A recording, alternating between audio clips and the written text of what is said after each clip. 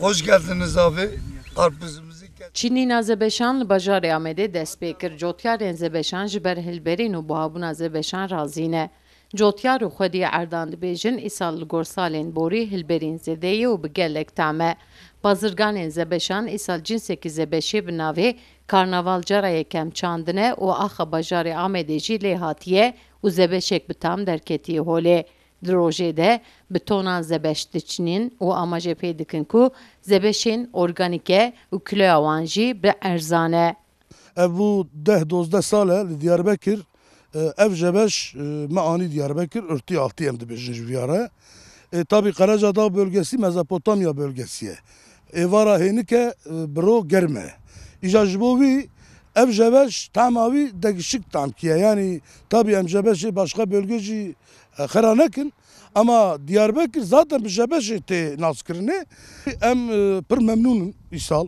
Nexweşî me nedît îsal li vê dira. Yani li vî bölge me nedît. Karacadağ bölgesi me nedît. Rewşa sala çûnê û îsal sala çûnê nexweşîkî pir giran me derbas kir. Yani jebeşte îsal çok şükür tişkî ava me nedît.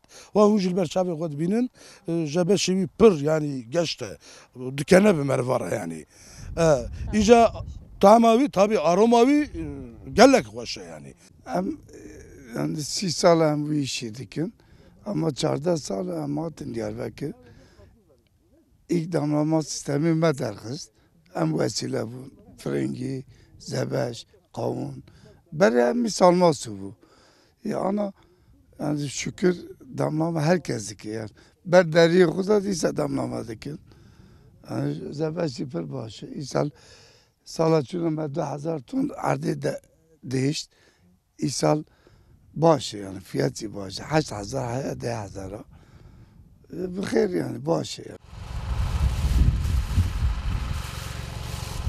Karkerên ku li ser bistanê de hezir dibin serê sibê di şefaqê de yek bi yek zebeşan bal hildigirin. Gencên ku ji navçeya Sûrûca Rihayê jî hatine li ser Erdan dişuxulin.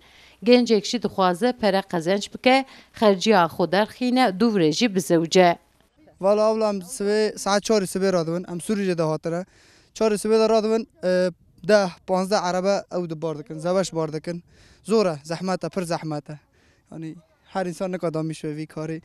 Bir de Sûrîce işmiştin heye, bona wî em têne verê dişxulin. Em hevaltî hatine. Hevaltî ten hatine. Ailê me li mal e. Ayrê me ayrı dişxulin.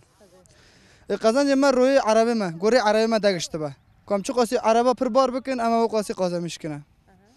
Yani are xercê xwe derdixin yani. Ev malê geçindirmişkin. Are abla. Na valla abla ne zevce bekar e. Zor ama. Are inşallah.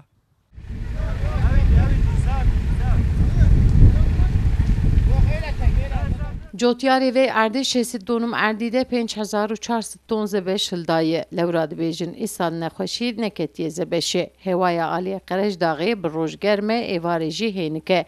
Ev jî feydê giyandiye zebeşên Amedê. Bi tiran zebeş ji bo bajarên din têne şandin. Hêjayî gotinê ku zebeşê Amedê li ciyanê û li Tirkiyeyê jî bi mezinbûna xwe û bi tama xwe ve bi nav û deng e. Sevda Kaplan, Kurdistan TV, Amed.